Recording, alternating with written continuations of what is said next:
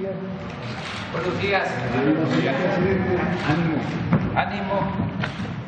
Bueno, vamos a informar. Hoy miércoles corresponde hablar sobre quién es quién en las mentiras de medios de información y Elizabeth García Vilchis nos va a informar sobre esto. Y luego se va a dar la información que aquí se ha solicitado sobre cómo se van a ir incorporando adultos mayores de 65 hacia adelante a la pensión, porque surgió la pregunta que si se les iba a pagar de manera retroactiva y cuándo. Entonces, por eso Javier May, secretario del Bienestar, y Ariana Montiel, subsecretaria, van a informarnos sobre cuál es el procedimiento que se está aplicando. Son los dos temas y luego, preguntas, respuestas, informarles, ya se sabe, pero no está de más repetirlo. Mañana vamos a tener la reunión de seguridad y la conferencia en Mérida, Yucatán. Y el viernes, lo mismo en Campeche, la reunión de seguridad y la conferencia. Son los 2 días. De modo que hoy salimos hacia Mérida por la tarde, noche, para estar temprano mañana en Mérida. Y luego hacemos un recorrido por toda la península para hacer el trabajo de supervisión del Tren Maya. Vamos a aprovechar para visitar todo el tramo, son 1.500 kilómetros. Vamos a recorrerlo, a sobrevolarlo por helicóptero, todo lo que se está construyendo, el terraplén principal, para ver los avances, cómo vamos en la construcción de esta gran obra. Entonces, empezamos con quién es quién. ¿Quiénes son? Buenos días, señor presidente, compañeros de la prensa. Mientras los medios de comunicación continúan su andanada contra la reforma eléctrica y a favor de las empresas privadas, llama la atención que se guarde silencio o apenas se comenta una noticia de interés del pueblo de México: la declaratoria de culpabilidad en Estados Unidos de Iván Reyes Arzate, segundo de Genaro García Luna, ante un juez federal, ocurrida el martes 19 de octubre pasado. Reyes Arzate, quien como comandante de la Unidad de Investigaciones Especiales de la Policía Federal fue uno de los principales colaboradores de Genaro García Luna, admitió haber conspirado para traficar cocaína y su testimonio será clave en el juicio de quien fue secretario de Seguridad Pública en el sexenio de Felipe Calderón. El otro tema que tomaron los medios fue el de la miscelánea fiscal y el presupuesto para 2022, de los cuales se han publicado una gran cantidad de noticias falsas. Bueno, iniciemos. Amarillismo fiscal con mentiras sobre el paquete económico 2022 para causar malestar en la sociedad. Existe una campaña en medios y redes en contra del paquete económico para 2022. En casi todos los medios se ha publicado mentiras y distorsiones por medio de voceros del sector privado. Falso que vaya a haber impuestos por depósitos en efectivo. Por ejemplo, la plataforma digital Latinos publicó una nota alarmista y sin sustento sobre el paquete económico para el ejercicio fiscal 2022, titulada "El SAT y tus depósitos chiquitos, aguas", en la que asegura que el contribuyente tendría que pagar impuestos por depósitos en efectivo por una supuesta reforma al Código Fiscal en su artículo 55. Esta información es falsa. Infodemia MX, iniciativa del Sistema Público de Radiodifusión del Estado mexicano, desmintió la versión, pero el medio no se dio por aludido. Es importante destacar que no habrá impuestos por depósitos en efectivo. Lo único que cambió es una disposición según la cual ahora los bancos informarán al SAT antes del 17 de cada mes de los movimientos bancarios. Antes se hacía cada año. Otra falsedad: que vaya a haber impuestos, que se limiten las donaciones para las ONGs y fundaciones. Otra de las mentiras muy difundidas es que con la miscelánea fiscal se limitarán las donaciones a las organizaciones de la sociedad civil que se verán afectadas. Eso es falso. El 20 de octubre, la revista Etcétera publicó una nota en la que afirmó que la nueva miscelánea fiscal para 2022 planea la imposición de topes a donaciones de ONG. Por su parte, El Norte alertó que caerán 40% las donaciones para las organizaciones de la sociedad civil de Nuevo León. O El Economista, que advierte que las ONGs dejarán de recibir 8,000 millones de pesos. El Universal dice que pondrán en jaque a las organizaciones de la sociedad civil, pero no es verdad, todo es mentira. Las donaciones no van a sufrir cambios importantes. Las empresas son las que hacen las donaciones más importantes y deducen impuestos. Ellas podrán seguir haciéndolo como hasta ahora. En eso no hay ningún cambio, con lo cual no se afecta el financiamiento que reciben las ONG y las fundaciones. La única limitación será para las personas físicas, que ahora podrán donar y deducir hasta el 7% de sus ingresos. Y es que había personas que donaban decenas y cientos de millones de pesos a sus fundaciones para no pagar impuestos. En 2020, el 95% de los donativos de personas físicas fueron menores a 30,000 pesos. Todo eso no se verá afectado. La siguiente, por favor. Exceso de mortalidad o exceso de falsedad. Con ganas de perjudicar a tu enemigo, no importa distorsionar la realidad. El escritor Enrique Krause publicó un tuit en el que escribe: "Inocultable realidad sobre la mortandad en México. Esta y no otra será la historia". Y colocó una gráfica de comparación sobre el exceso de mortalidad en el mundo de un sitio llamado Nuestro Mundo en Datos, o World in Data, referencia de medios reconocidos, universidades de Estados Unidos e Inglaterra. En la gráfica, la siguiente, por favor. En la gráfica se muestra a México por encima de todos los países: Irán, Brasil, Egipto, Rusia, entre otros. Aparentemente, la gráfica presentada por Krause es normal. Sin embargo, la gráfica tiene truco para que México se presentara por encima de los demás, quitando a los países con mayor porcentaje de índice como Perú, Ecuador y Bolivia. ¿Podemos regresar a la anterior, por favor? Aquí está. Si ustedes se fijan en la anterior, ¿puedo pasar para ahí? En esta que presenta el escritor Krause viene hasta el 40% y en la página de inworldindata.org, que pueden consultarla, está como, aquí dice a country, entonces uno puede quitar y poner países para truquearla como aquí aparece. Entonces, la siguiente, por favor. Bueno, en este sitio ya les dije, se puede agregar y quitar países para compararlos entre sí. Por lo tanto, la gráfica de Krause tiene un truco: presentar a México como el país con mayor exceso de mortalidad y, claro, para echarle la culpa al gobierno de México. Apoyarse en esta gráfica para hacer la crítica es una forma de manipular la información, pues la gráfica está sesgada. Aquí en esta podemos ver la gráfica considerando todos los países con mayor aumento de mortalidad y vemos en la siguiente, así se arman las noticias falsas para atacar al gobierno. Y miren cuántos difundieron esta noticia trucada: Calderón, Claudio X González, Lili Telles, entre otros. Vemos en la siguiente, por favor, que México está en el lugar número 15 de los países en fallecimientos de COVID-19 por cada millón de personas. Aquí están los hechos, señor presidente. Muchas gracias. Por favor. Con el permiso del señor presidente y el secretario Javier May, buenos días. Vamos a platicar sobre la pensión de adultos mayores. Como ustedes saben, ya es un derecho constitucional gracias a la iniciativa del señor presidente y la aprobación en la Cámara de Diputados. Y hay un plan especial que se anunció en marzo de este año, por lo cual en este mismo año pasó la pensión de 2,700 pesos a 3,100 pesos. Adelante. ¿Cómo ha venido incrementando la pensión a lo largo del tiempo de que llevamos en el gobierno de México? En el 2018, lo que recibían los adultos mayores eran 1,160 pesos bimestrales. Se cumplió el compromiso de duplicar el monto de la pensión una vez que llegáramos al gobierno, y en 2019 el monto de la pensión fue de 2,550 y también se adquirió el compromiso de que se iba a incrementar con la inflación año con año. Para 2020 fue de 2,620 y para 2021 en el presupuesto original fue de 2,700 pesos. Con el anuncio del plan de incrementos para la pensión, en este año se incrementaron en el 15%, que fueron 400 pesos. Por ello, en el segundo semestre los adultos mayores reciben 3,100 pesos. Para los próximos 3 años habrá un incremento del 20%. El objetivo del señor presidente es que los adultos mayores lleguen a cobrar aproximadamente 6,000 pesos. Adelante. En términos de inversión social anual, en términos de todo el presupuesto, en 2018 se invertían 43,000 millones de pesos. Para 2019 fueron 113,000 millones de pesos. Para 2020, 127,000 millones de pesos. Y para 2021 teníamos presupuestados 135,000 millones de pesos y se nos autorizó la ampliación para los 400 pesos adicionales de los 8 millones que ya cobraban, más la incorporación de los nuevos derechohabientes de 65 a 67 años, de tal manera que estaremos cerrando el presupuesto en 154,000 millones de pesos. La proyección para los siguientes años son 240,000 millones de pesos para el 2022. Ya está enviado el paquete presupuestal y estamos en espera que la Cámara de Diputados apruebe el presupuesto. Para 2023 estaremos invirtiendo 300,000 millones de pesos y para 2024 370,000 millones de pesos. Ese es el plan global para la pensión. ¿Cómo vamos? En este bimestre de septiembre-octubre, que va concluyendo, hemos pagado 8,011,000 personas mayores de 68 años y hemos invertido de enero a octubre 116,600 millones de pesos. Es como hasta ahora vamos. ¿Cómo hemos avanzado en la estrategia de incorporación? Adelante. Gracias. Aquí planteamos hace cerca de 2 meses y medio cómo íbamos a realizar este trabajo. No sé si lo puedo dedicar allá. Muchas gracias. Lo que planteamos es que se iba a hacer en 5 etapas. Entonces, estas 5 etapas, en cada una vamos a incorporar a 450,000 adultos mayores y vamos hasta este bimestre de noviembre-diciembre. Iniciamos en el mes de agosto, por el tema de las vedas electorales, iniciamos el registro hasta agosto. Iniciamos en todo el país, pero al 100% en 1,182 municipios, que son los municipios más pobres del país. 361 municipios se concluyó el registro en el siguiente bimestre, que es septiembre-octubre, y 317 municipios se están todavía trabajando la incorporación para el mes de noviembre y diciembre. De tal manera que nuestro padrón ha crecido en 1,350,000 adultos mayores adicionales. ¿Cómo vamos a pagarles a ellos? Quienes pertenecen a estos 1,182 municipios, que son los más pobres del país, iniciarán a cobrar julio, agosto, septiembre, octubre y noviembre, diciembre. Es decir, a ellos les van a llegar 3 bimestres, a los otros 361 municipios serán 2 bimestres y a los que estamos ya en la etapa 3, que es noviembre y diciembre, les llegará 1 bimestre. Así es como se planificó, dándole prioridad a los adultos mayores de los municipios más pobres del país, y el próximo año seguiremos incorporando hasta llegar a la meta de 2,250,000.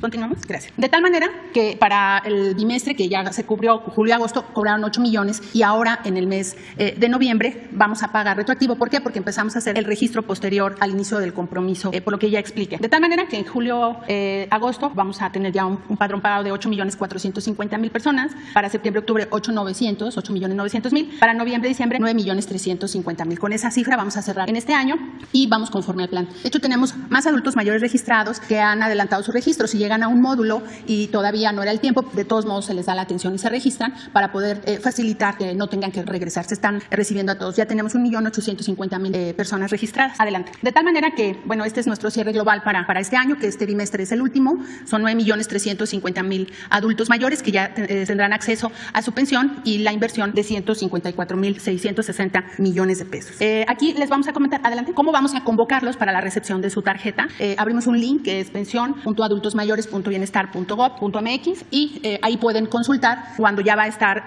lista su tarjeta. Van a capturar su CURP y ahí les va a salir lugar, fecha y hora. En este momento estamos iniciando con Ciudad de México y lo pueden consultar. La próxima semana se abrirá a nivel nacional y vamos a pedirles que quienes tengan acceso a Internet y tengan un adulto mayor en su familia los ayuden. Y para quienes viven en las comunidades lejanas lo haremos como siempre lo hemos hecho, a través de la convocatoria casa por casa para facilitar la comunicación. Y también les estamos enviando un mensaje SMS. Ahora también estamos poniendo como requisito un teléfono celular para facilitar la comunicación con ellos. Y lo quisimos traer el día de hoy para que tengan confianza de que es un mensaje de la Secretaría de Bienestar. Entonces, en este mensaje, por ejemplo, dice: Guadalupe Hernández recibirá su tarjeta de la pensión de adultos mayores el 4 de noviembre a las 12 p.m. en la alberca olímpica, como un ejemplo. Para que los adultos mayores sepan que es importante que esta información es puntual, les estamos sugiriendo la hora. Si alguien por algún motivo está enfermo, no puede ir en persona, ya saben que pueden mandar a su auxiliar que registraron cuando se anotaron para la incorporación. Estamos realizando todas las estrategias que nos permitan facilitarles el trámite a los adultos mayores. Es cuanto. Gracias. Perdón, vamos a presentar un video. Cada vez son más las personas adultas mayores que tienen una vejez digna. La pensión es un derecho y podrán tramitarla a partir de los 65 años. Recibirán 3.100 pesos bimestrales e irá aumentando hasta ser de 6.000 pesos en 2024. Conoce los requisitos y módulos de registro en ubicatumodulo.bienestar.gov.mx/index o en la línea del bienestar 800-639-4264. La pensión universal está transformando la vida de nuestras personas adultas mayores. Gobierno de México. Bueno, tenemos pendiente a Erika Suemí Ramírez. Buenos días. Es la única que está pendiente y luego abrimos. Buenos días, presidente. Buenos días a todos. Presidente, en Contralínea revelamos las declaraciones de los líderes del Sindicato de Petróleos Mexicanos que en reunión privada que se llevó el 29 de septiembre pasado rechazan que en sus próximas elecciones de secretario general se utilice el voto electrónico, esta plataforma de la que ya nos había hablado usted, en la que ha depositado su confianza para la democratización de uno de los sindicatos más importantes del país. Y bueno, aquí la pregunta es si el sindicato y los directivos de Pemex, así como la Secretaría del Trabajo, ya le han informado cómo va este proceso de elección y si hay avances para que esta cúpula que viene desde la época de Carlos Romero de Champs hacer las nuevas condiciones para justo democratizar al sindicato más importante de México. Y bueno, también en Petróleos Mexicanos tenemos el caso de un trabajador llamado Javier Martínez, de 65 años de edad, que firmó su contrato de confianza como líder de proyecto el 2 de febrero pasado y desde entonces fue adscrito para apoyar en la producción de refinación de 1.2 millones de barriles diarios, pero a la fecha no se ha dado de alta su contrato y tampoco le han pagado su salario a pesar de que ha estado trabajando. Esta decisión, presidente, depende de Marcos Herrería, director corporativo, que se niega a dar el trámite. Sabemos que hay otras situaciones similares en esta dirección y me gustaría saber qué puede hacer este trabajador de 65 años que pues está esperando ya después de varios meses su pago y si le han reportado alguna otra situación similar. Bueno, sobre esto último no tengo más información, pero le vamos a pedir al director de Pemex que nos informe hoy mismo y vamos a informarte a ti y a darlo a conocer sobre este caso, cuál es la situación. Y si es justo, que de inmediato se le active su proceso laboral y no tenga ningún obstáculo. Entonces, hoy mismo. Gracias. Acerca de la elección, sí sería conveniente que nos informara la Secretaría del Trabajo, porque es algo importante no solo para el sindicato petrolero, sino para todos los sindicatos. Estamos buscando un método de elección en el que el trabajador, de manera libre, sin presiones, en secreto, pueda votar por sus representantes, en este caso, por el secretario general del Sindicato de Petróleos Mexicanos. Y es que cada quien pueda, en su teléfono, marcar y votar. Un mecanismo sencillo, seguro, democrático, libre, para acabar con los fraudes en las elecciones de dirigentes sindicales y en todas las elecciones. Me habían informado que ya habían aceptado los dirigentes del sindicato petrolero, pero no sé si cambiaron de opinión, de parecer. Entonces vamos a pedirle a la secretaria del Trabajo que nos informe sobre este asunto. También pues se tienen que seguir todos los procedimientos, se lanza una convocatoria, todos los que reúnan los requisitos pueden ser candidatos y van a ser los trabajadores los que van a decidir. Se está contemplando un periodo para que se haga una especie de campaña y que todos los trabajadores conozcan a los candidatos, pero sobre todo las propuestas, porque no es el llegar al cargo y hacer lo mismo que se le cuestionaba o se le cuestiona al charrismo sindical. No es el quítate tú porque quiero yo, y ahora la mochada ya la quiero recibir yo. No, es que ya no debe de haber mochada y no debe de haber corrupción. Y los líderes de los sindicatos tienen que ser representantes auténticos de los trabajadores. trabajadores, no líderes charros. Esto que sucedió durante mucho tiempo, que los líderes sindicales eran riquísimos, multimillonarios. Imagínense un líder sindical enriquecido, viviendo en mansiones. Pues justo Romero de Champs fue el ejemplo. Sí, y otros. Entonces se debe de concluir, terminar, acabar con eso. Que nadie medre, que nadie se aproveche de los trabajadores y que el Estado no tenga sindicatos favoritos, porque todo eso se impulsaba desde el gobierno. Se mantenía a todos estos dirigentes porque eran los que les ayudaban a cargar personas para los mítines. ¿A dónde vas? ¿En qué trabajas? Pues yo soy el que le aviso a la gente cuando llegan los camiones y en las votaciones. Y eso no solo los dirigentes, sino hasta, lo he dicho aquí, y ahora que está la polémica tan buena sobre la UNAM, los rectores. Doctor Narro, una gran influencia en la UNAM de años, delegado del PRI en Ecatepec, para lo mismo, y sigue siendo muy influyente, años. Y hablábamos del otro rector, bueno, no rector, pero el que manda en Guadalajara, Padilla. más de 30 años, poniendo, quitando rectores, y con una feria de libro muy importante, porque sin límite se utilizaba dinero público para atraer a los intelectuales más renombrados del mundo, con todos los gastos pagados. Vargas Llosa, pues no falta a una feria de libro, pero habría que ver cuánto le pagan. Por eso, bueno, hasta premiaron al señor Padilla a la feria del libro, pero el que recibió el premio, creo que el príncipe de Asturias en España, fue el señor Padilla. Y todavía, en su intervención, con tanta autoridad moral, hace un cuestionamiento a nosotros, al populismo, en el mismo estilo, con la misma línea de Vargas Llosa o de Krause. Esto que estamos viendo. ¿Ustedes creen que a mí me sorprende el que Krause manipule una gráfica? Si se ha atrevido a decir mentiras históricas colosales. Se atrevió a decir que no había Porfirio Díaz mandado asesinar a tantas personas como otros presidentes. Se le olvidó el exterminio de los yaquis, como 15,000 yaquis asesinados. Se le olvidaron los mayas asesinados. Y dice, en uno de sus textos, dice, el primer lugar lo tiene otro Díaz en cuanto a represión, Gustavo Díaz Ordaz. Pues no, es una mentira. Ya estamos en tu sección.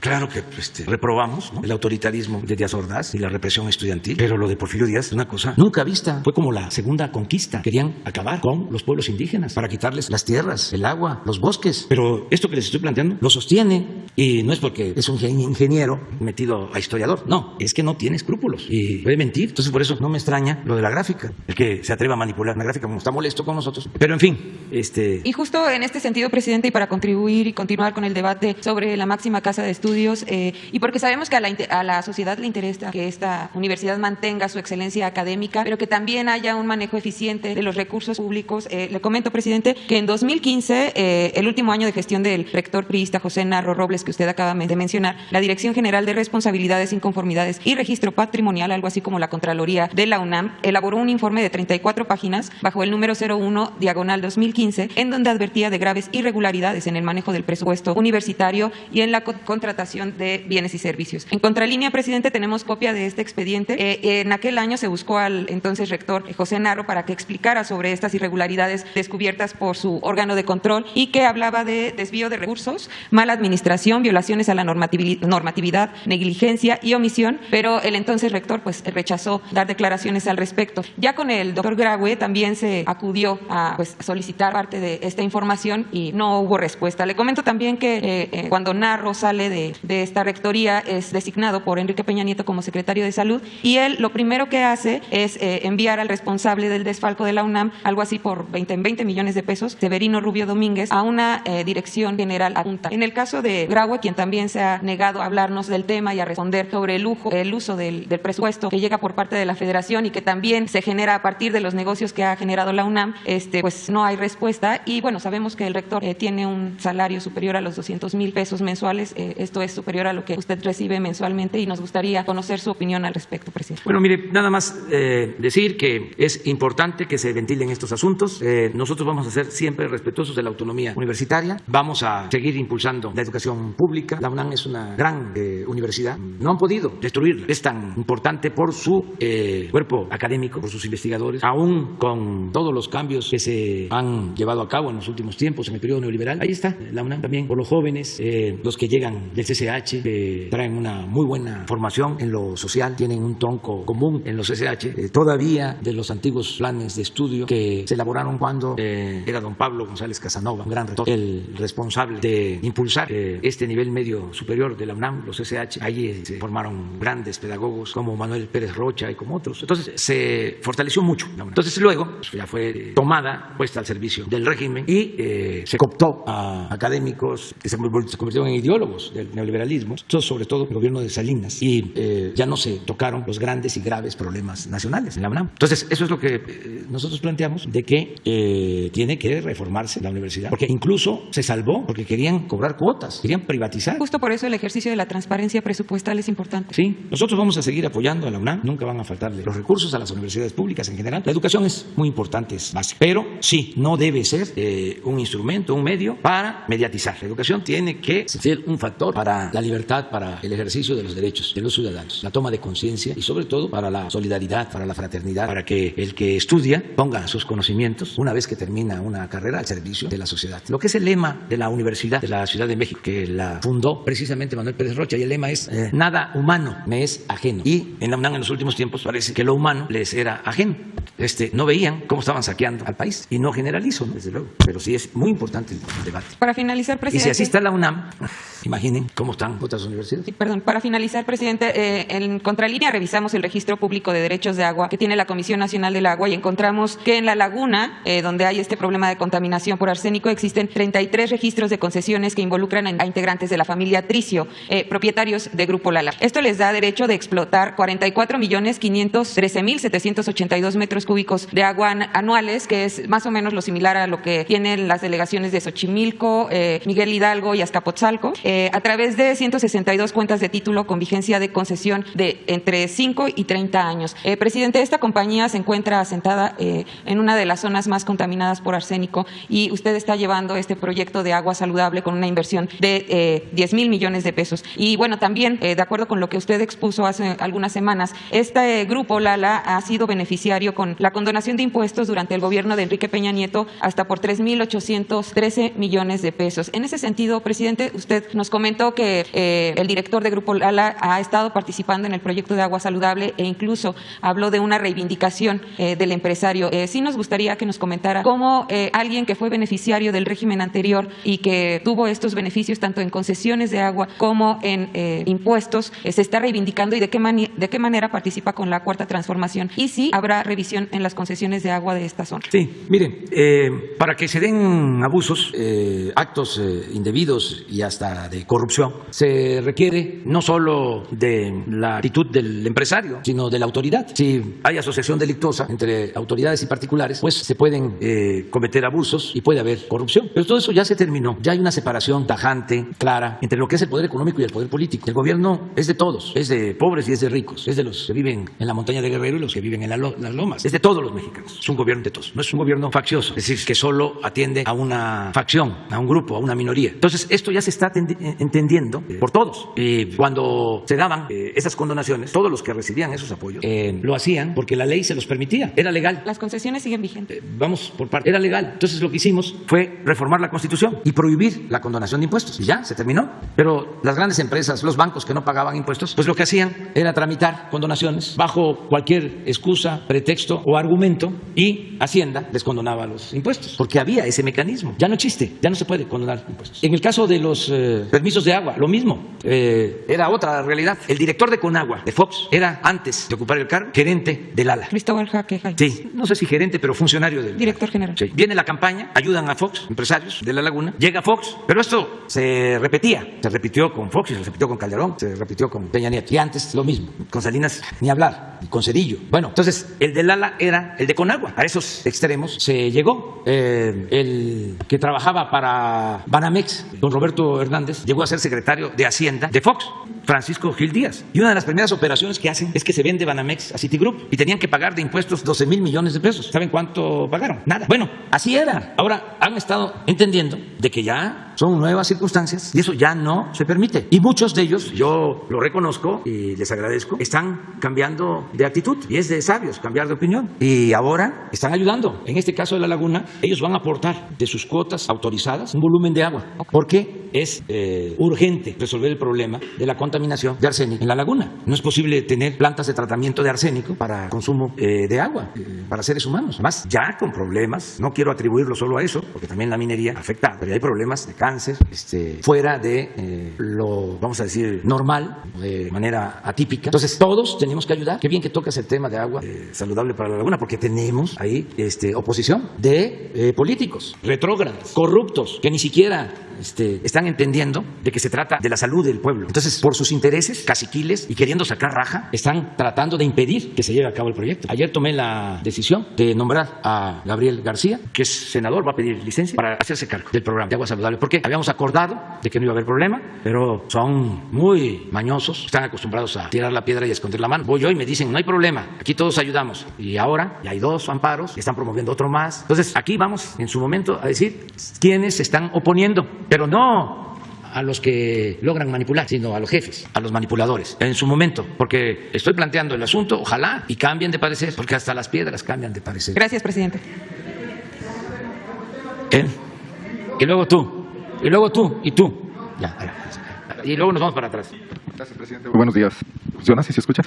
Presidente, vengo de Guanajuato, le traigo noticias no buenas. ¿Sabe usted que estamos gobernados por el Partido de Acción Nacional hace 30 años? El Estado ha crecido mucho bajo un plan de atracción de inversiones que sobre todo se basa en subsidios multimillonarios, en tierras, agua, infraestructura, capacitación, exenciones fiscales y sobre todo lo que usted acaba de mencionar, una planta laboral maltratada por bajos salarios y sometida por contratos de protección. Esto apenas se empieza a despejar ahora. Como resultado, se logró un crecimiento sostenido de 3% anual durante la última década, pero el desarrollo para la población ha sido marginal, incluso ha retrocedido. De 2008 a 2018, la pobreza en Guanajuato disminuyó apenas 0.7%, 3 veces menos que el promedio nacional de 3.4%. La crisis de desarrollo social frente a una industria poderosa y protegida parece alimentar el crecimiento de la violencia en Guanajuato. Existe un ejército de reserva para la delincuencia y los cárteles que asolan el Estado pueden reponer a gran velocidad sus bajas por detenciones o por muertes, lo que explica que no ceda esta crisis y que tampoco sea atendida. Pero hoy quiero hablar de un asunto muy particular, un botón de muestra del tamaño de una catedral que exhibe la forma en que somos gobernados en Guanajuato y la mentalidad que apuesta todo a un crecimiento generador de desigualdad y injusticia. La pasada administración de León acaba de concluir este 10 de octubre, realizó una operación relámpago para un elefante reumático, fue bastante notable, que involucró a medio gobierno, 4 dependencias, el pleno del ayuntamiento, para quitar un terreno de 1,000 metros cuadrados a un jardín de niños público en una colonia popular. Lo hicieron pasar como un baldío inútil y finalmente se lo vendieron en subasta pública a un solo postor que resultó ser un empresario inmobiliario vecino de la escuela en un clúster privado en un fraccionamiento de lujo que lo separaba de ella solo una barda, pero que además es amigo del gobernador y es quien le renta el edificio donde opera, donde tiene una especie de oficina de gobierno alterna en Silao, en el puerto interior, por la cual paga 600,000 pesos de renta al mes. Se llama Gabriel Padilla Cordero, pagó a 2,000 pesos el metro cuadrado. Solo con anexarlo a su residencia, ese terreno ya vale 5 veces más. Esta operación subrepticia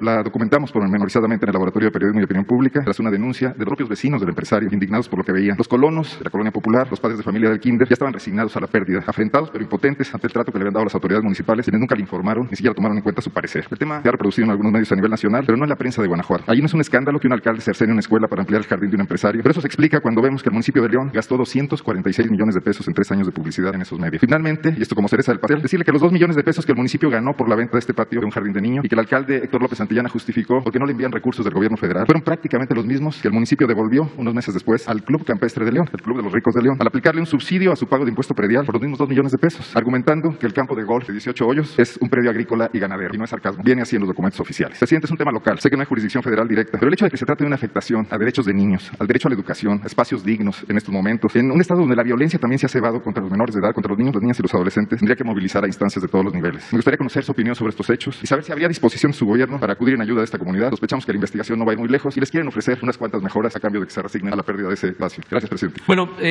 como tú mismo lo señalas, es muy difícil el que podamos nosotros legalmente intervenir, pero sí podemos ayudar orientando a los vecinos. Vamos a tomar nota de la denuncia. Aquí está Leticia Ramírez de Atención Ciudadana. Y ya el hecho de que tú lo denuncies aquí ayuda mucho. Siempre sostengo eso, porque estas cosas antes no se sabían. Y es creíble. Está perfectamente documentado. Además de que está documentado, porque es una forma de actuar. El conservadurismo es así. Exactamente. Aquí intervienen pues los mismos elementos que hemos repetido y repetido, ¿no? La hipocresía.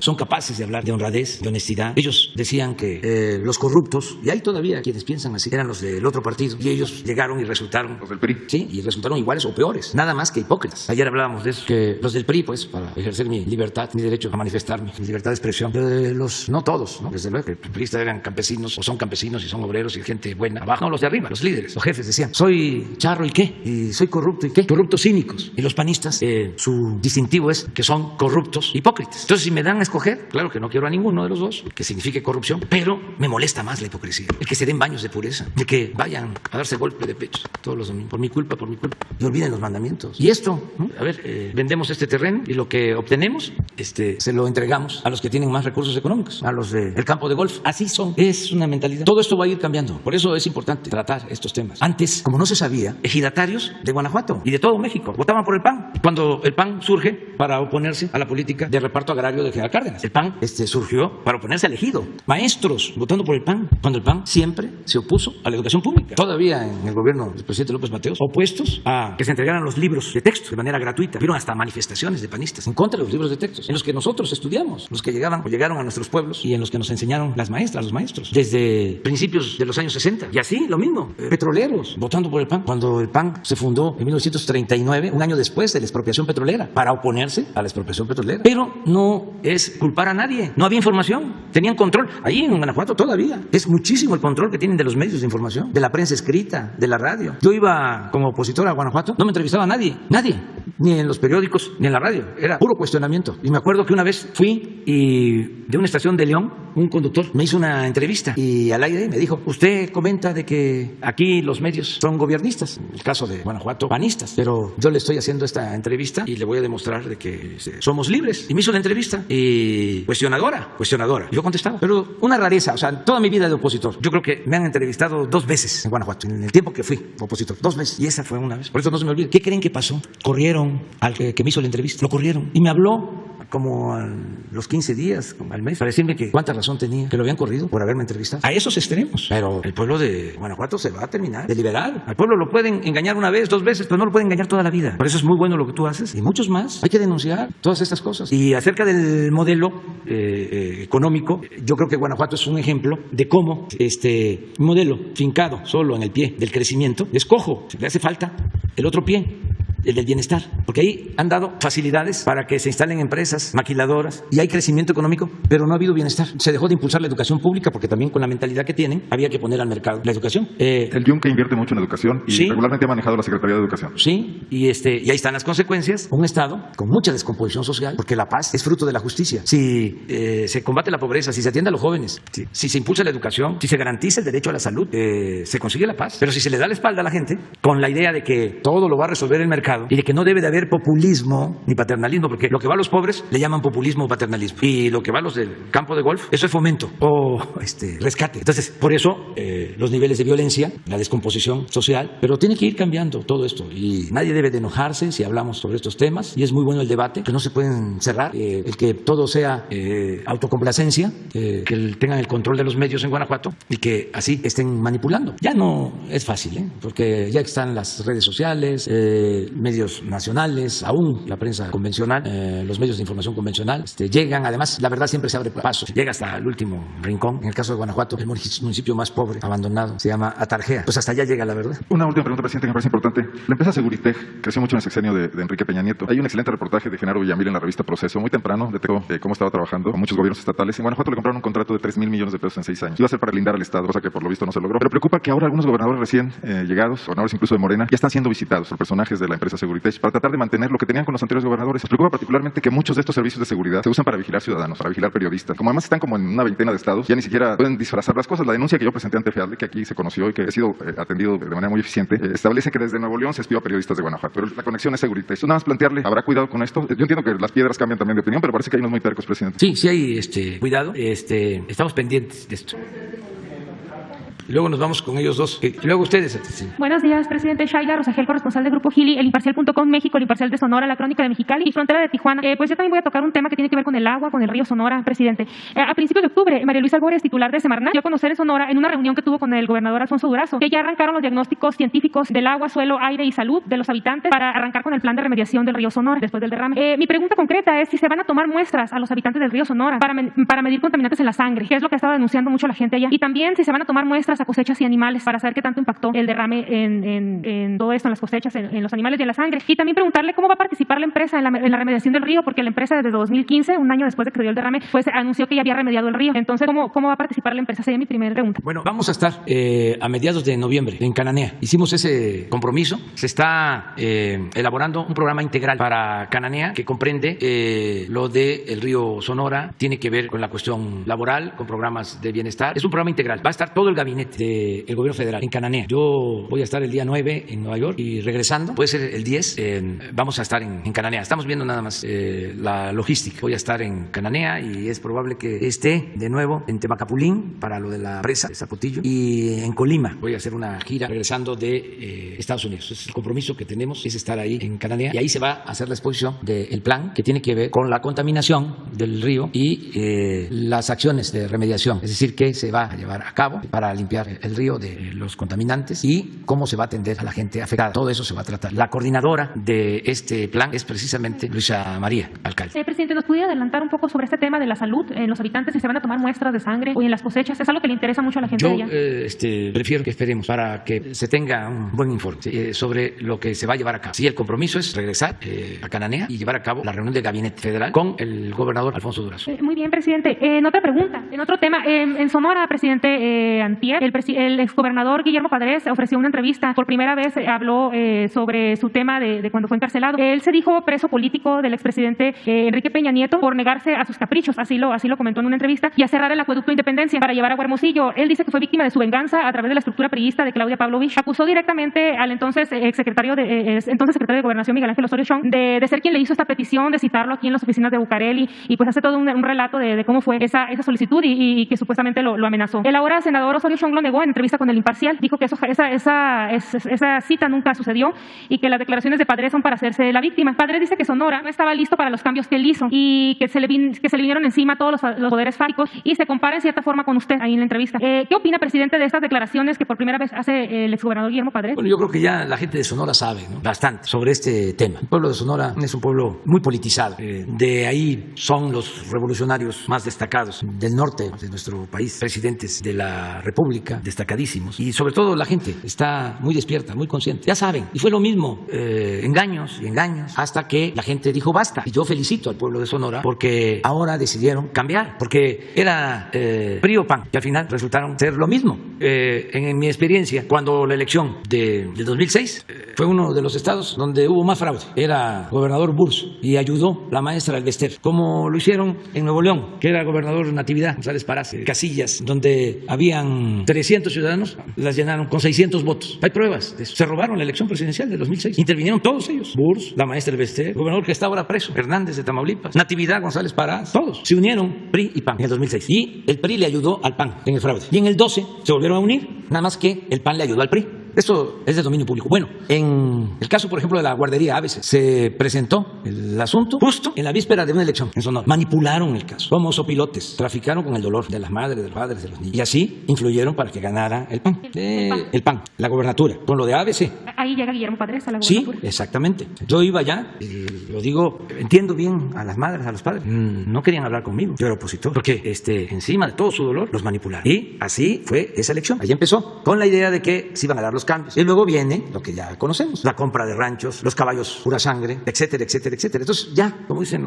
bueno, lo bueno es que el pueblo de Sonora dijo basta, ya dejó de ser manipulado. Todavía, ahora, en esta elección pasada, fueron allá todos a Sonora. Fue Claudio X González, fue el dirigente del PAN, el dirigente del PRI, el dirigente del PRD. Fueron todos allá, antes, juntos. Bueno, un hermano de Burs declinó para apoyar la alianza conservadora, pensando que con eso iban a ganar. Entonces, lo que me da mucho gusto es la actitud del pueblo de Sonora. Ahora, la responsabilidad es de Alfonso. No tiene derecho a fallar. No puede fallarle al pueblo de Sonora, porque la gente se ha portado a la altura de las circunstancias. Entonces ya lo de los exgobernadores ya es otro asunto, ya es una etapa nueva la que se inaugura, se inicia, ¿no?, en Sonora, y hay que aprovecharla y no caer en los mismos vicios, los mismos errores. Y nosotros vamos a ayudar mucho al pueblo. El plan de justicia yaqui tiene que realizarse, ayudar a los yaquis, que además es una reivindicación histórica, es hacer justicia a una de las culturas más reprimidas en la historia de México. Es uno de los pasajes de la historia más tristes, lo que le hicieron a los yaquis. Y lo mismo Cananea, por lo que significa. Ahí comenzó el movimiento revolucionario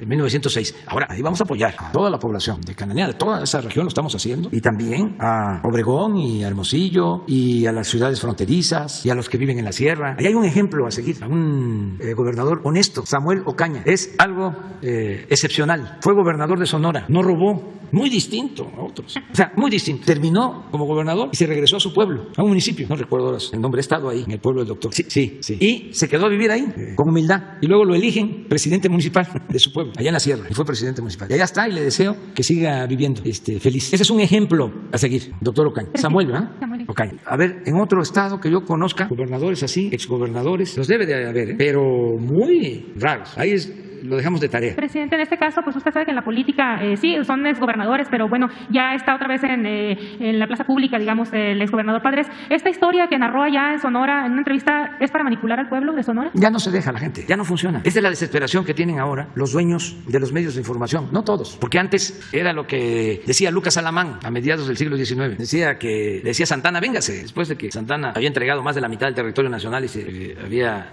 trasladado al exilio a Colombia. Los conservadores lo vuelven a traer. En una carta le decía, véngase, que nosotros manejamos aquí la opinión general, se llamaba entonces, lo que luego se conoció como opinión pública. Le decía Lucas Alamán, venga, no tenga problema, no va a tener problema, porque nosotros manejamos los periódicos de la capital y de los principales estados de la República. Esto en 1853-54. Y regresó Santana y fue un desastre mayor, porque vendió todavía otra parte del territorio nacional, la Mesilla, 10 millones de pesos, y los derrochó. Pero antes, bueno, estamos hablando de mucho tiempo antes de la máxima de Goebbels, de que una mentira que se repite muchas veces puede convertirse en verdad. Entonces, y eso se mantuvo durante mucho tiempo, un control que se ejercía por los medios de información. Pero eso ya es de los grandes e importantes cambios que han habido en los últimos tiempos. Por eso hablo yo de las redes sociales. La contribución fue importante, porque ya la gente tiene otra forma de enterarse. Antes era un periódico o dos en Hermosillo o en cualquier ciudad, 1, 2, 3 estaciones de radio, los programas de noticias de la mañana bien controlados, mediodía, en la tarde, a nivel nacional lo mismo, las televisoras, en la mañana, en mediodía, en la tarde, y mucha gente decía, es que ya lo dijeron en la radio, ya lo vimos en la televisión. Entonces todo eso,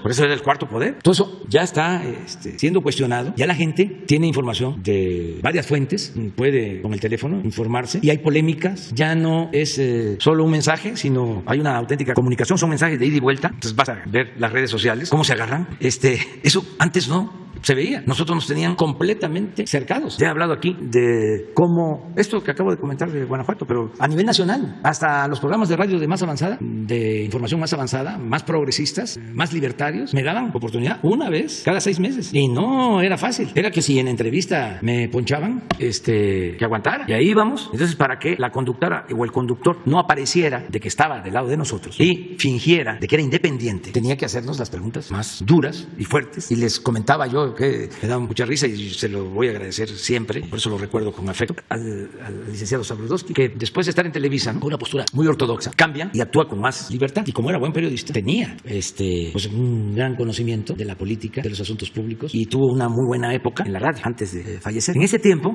era de los pocos que nos daba espacio, pero era tan fuerte la censura que lo que hacía era abrirme el micrófono, no me hacía una sola pregunta y nada más empezaba advirtiendo. Usted nos llamó, ¿verdad, licenciado? O sea, dando a entender de que no era una entrevista, que no me había buscado para entrevistarme, sino que yo había llamado. ¿En qué podemos servir? Pues queremos, licenciado, dar a conocer de que va a haber una movilización porque no estamos de acuerdo con la privatización del petróleo. Sí, licenciado, usted puede expresar lo que quiera, lo que considere. Y agarraba y hablar.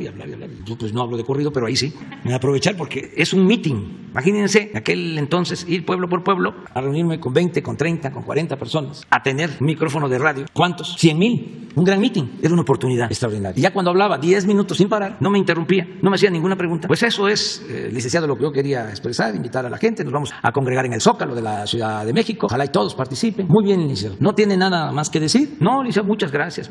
Hasta luego.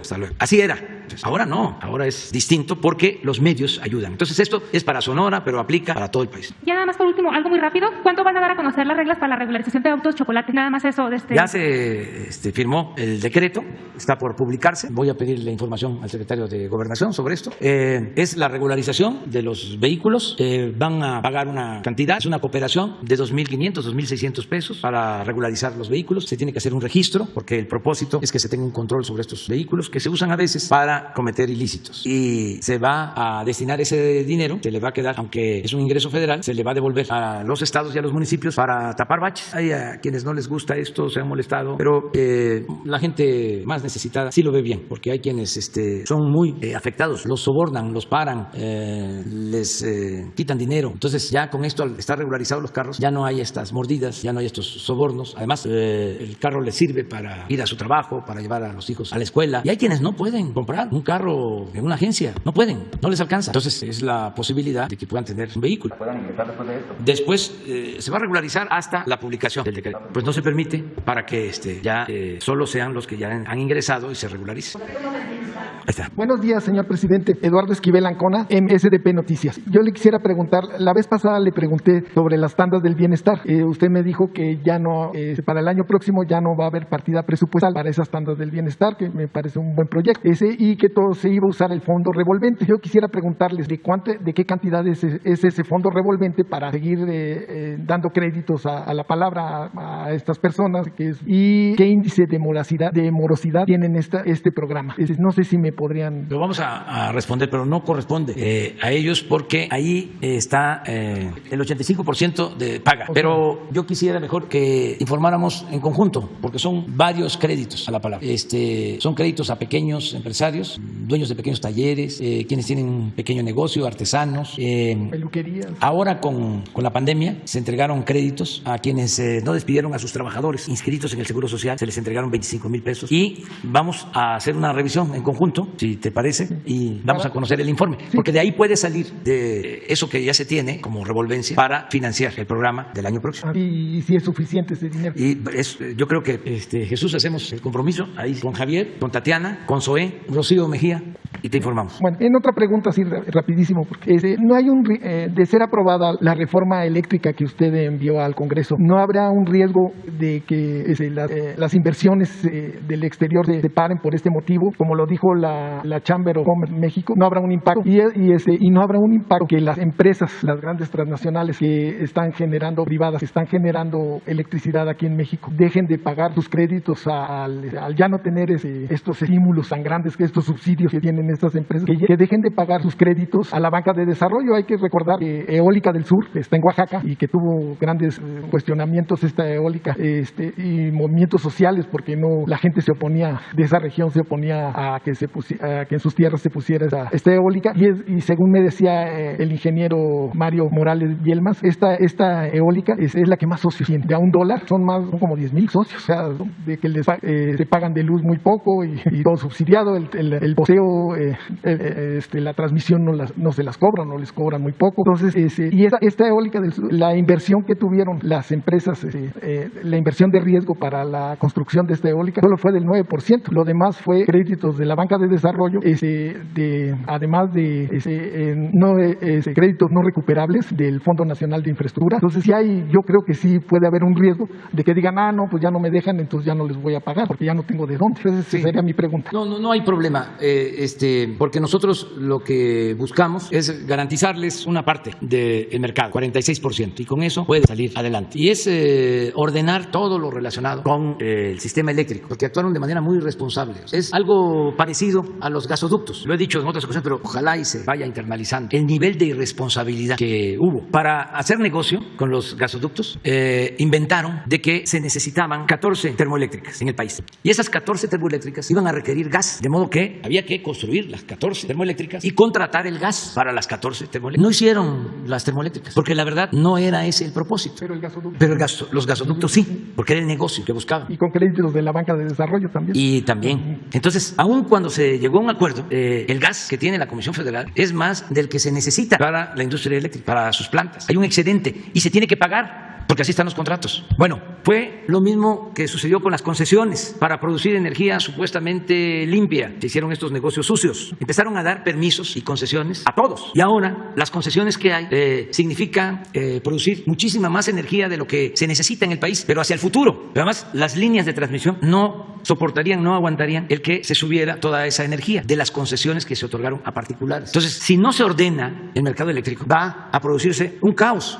Como en España. Como en España, y a lo mejor peor. Entonces, ¿para qué es la iniciativa? Para poner orden. Entre otras cosas, la política se inventó para poner orden en el caos, así como también se inventó para evitar la guerra. Entonces, lo que estamos planteando es vamos a ordenar el mercado eléctrico. Ya no es posible que de manera irresponsable se mantengan esos contratos, porque vamos a perder todos.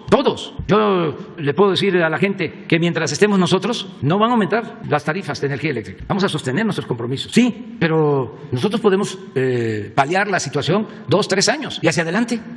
Quiebra por completo la Comisión Federal de Electricidad. Tarifas altísimas. Sí, se va a venir una situación gravísima. Entonces, ¿por qué no ordenamos? Y tienes razón. ¿Saben cuánto tienen de crédito estas empresas particulares? 70,000 millones de pesos de la banca de desarrollo. Fue puro cuento de que si abrían el mercado de la industria eléctrica iba a venir inversión extranjera. No, es dinero del país. 50,000 millones de créditos se entregaron en Nacional Financiera y en Banco de Comercio Exterior. 50,000 millones. Y Banobras, 20,000, 70,000 millones. Y todavía hasta premiaron a los de Nacional Financiera y los nombraron para el Banco de México cuando actuaron de manera irresponsable, pero también no tienen toda la culpa ellos, ¿no? Sí tienen responsabilidad, porque si alguien tiene un cargo y un superior le dice entrega este crédito, y si se trata de un buen servidor público, lo que puede decir este crédito es irrecuperable. Por ejemplo, al que le dieron la orden, al director de Nacional Financiera, creo que es el actual presidente del Banco de México, estaba en Nacional Financiera, le dieron la orden para que les diera el crédito de 100 millones de dólares a los del financiero. A lo mejor le habló el secretario de Hacienda, pero él debió decir, ¿cómo le voy a dar un crédito de 100 millones de dólares al financiero si las garantías no son suficientes, si es un riesgo, y soy servidor público y tengo que cuidar la hacienda pública, los dineros del pueblo? Ah, no, se queda callado. Y como se quedó callado, pues lo ascienden. Entonces, no creo que vaya a suceder nada, al contrario, es importante para todos poner orden. Es un poco lo que hablábamos del agua. Antes se podía, si había influencias, si había poder económico de por medio, se podían sacar concesiones, ya no. Entonces vamos ahora a enderezar entuertos. Vamos a buscar la forma de resolver el problema que nos dejaron, como el problema de los reclusorios, los gasoductos. Ahora tengo que enfrentar otro asunto, lo adelanto. Antes de que nos entregaran el gobierno, en vísperas de los cambios, entregaron concesiones de mantenimiento para carreteras. Imagínense, nosotros destinamos para darle mantenimiento a las carreteras públicas, estamos cuidando que no se llenen de baches, 18, 20,000 millones de pesos. Y nos cuesta el mantenimiento, contratados con estas asociaciones públicas privadas, a 15 carreteras, 15 nada más del país, 15,000 millones. Toda la red le damos mantenimiento con 20,000 y 15 carreteras tenemos que pagar 15,000 millones anuales por esos contratos que se firmaron. Sí, porque estos contratos no solo es el mantenimiento, sino es la supervisión de otra empresa, pero también privada. Sí, o sea, de Querétaro a San Luis, la carretera está concesionada en su conservación. Entonces, vamos a hablar con las empresas. No queremos quitarles el contrato, sino lo que queremos es que nos ayuden a reducir los costos, porque están muy altos. Entonces, es parte de la pregunta. No va a haber ningún problema, nos vamos a entender. Ya me voy. Sí. Muchas gracias. Nada más. Déjeme decir dos cosas. Tú te quedas para el miércoles.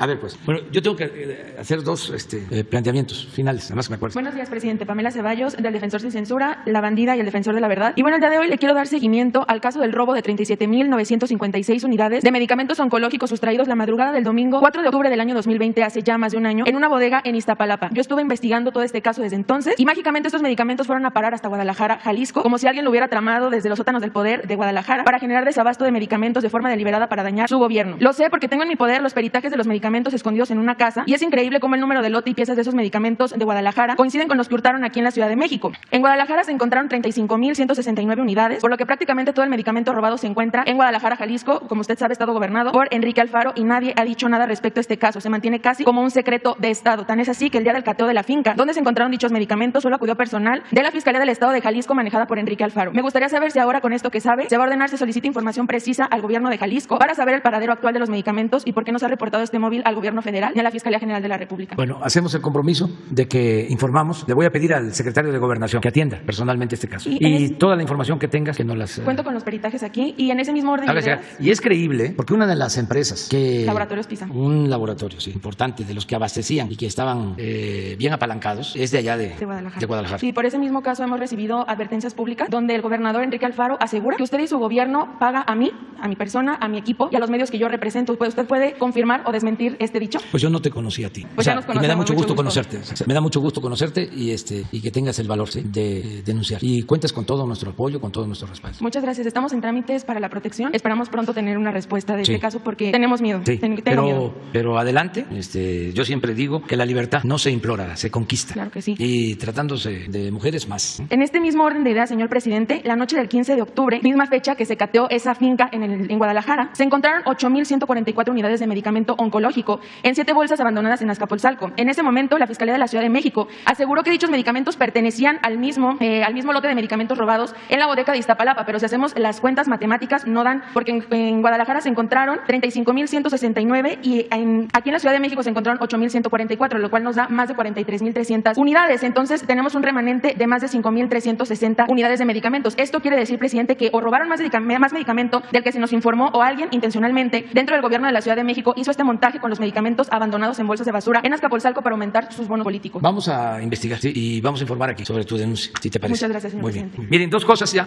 Una, agradecerle mucho a los legisladores, diputados y senadores, porque ya se aprobó la ley de ingresos y es una ley que nos permite seguir fortaleciendo las finanzas públicas. ¿Qué tiene esa ley en esencia? Dos cosas. Una, que no hay aumentos de impuestos. Seguimos cumpliendo con el compromiso de no aumentar los impuestos. Ya 3 años. Vamos para el 22 sin aumentar impuestos. Y lo segundo, hay ya un sistema de simplificación para que los pequeños comerciantes, pequeños empresarios, pequeños contribuyentes no tengan que hacer tanto trámite. Se simplifica completamente para los pequeños el pago de impuestos. Esto me lo pidieron empresarios de Monterrey, de una asociación de empresarios de Monterrey que me solicitaron que se simplificara. Y a lo mejor ya no nos acordamos, pero en una convención nacional bancaria yo hice el compromiso de llevar a cabo una simplificación fiscal. Y es un hecho, es una realidad. Le voy a pedir a la directora del SAT que informe sobre las bondades de este nuevo sistema de simplificación. Por eso le agradezco mucho la confianza a los legisladores, a los diputados, a los senadores. Ayer ya se aprobó en el Senado, creo que 66 votos contra 46, según mi informe. Al aprobarse la ley de ingresos, ya lo que queda es aprobar el presupuesto, porque de acuerdo al procedimiento parlamentario, primero se tiene que aprobar la ley de ingresos. Es obvio saber con cuántos recursos se va a contar para tener el presupuesto, para financiar el presupuesto del año próximo. Entonces, es una muy buena noticia. Ya está la ley de ingresos y